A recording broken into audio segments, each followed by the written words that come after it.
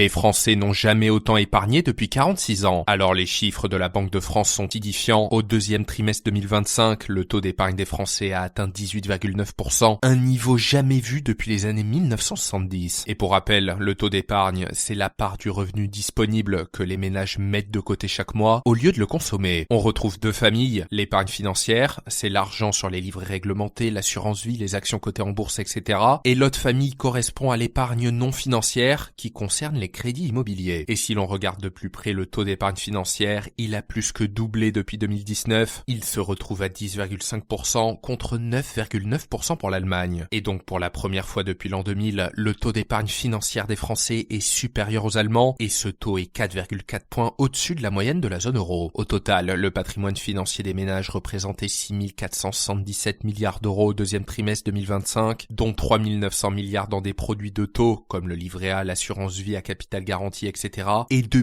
484 milliards en produits plus risqués, donc principalement des actions cotées et des unités de compte. En revanche, l'argent laissé sur les comptes courants représentait 763 milliards d'euros au deuxième trimestre 2025, et donc cette somme colossale qui n'est pas placée ne produit aucun intérêt. Alors globalement, pourquoi les Français épargnent-ils autant? Parce que l'époque est particulièrement anxiogène. Depuis 5 ans, les chocs s'enchaînent. Covid, guerre en Ukraine, inflation, tensions géopolitiques, crise politique française ou encore déficit public record. Résultat, les Français se protègent, ils anticipent des hausses d'impôts, des difficultés économiques et un futur moins lisible. Enfin, il y a un autre facteur, le vieillissement de la population, car plus on vieillit, plus on épargne, et les retraités ont contribué aux 2/3 de la hausse du taux d'épargne.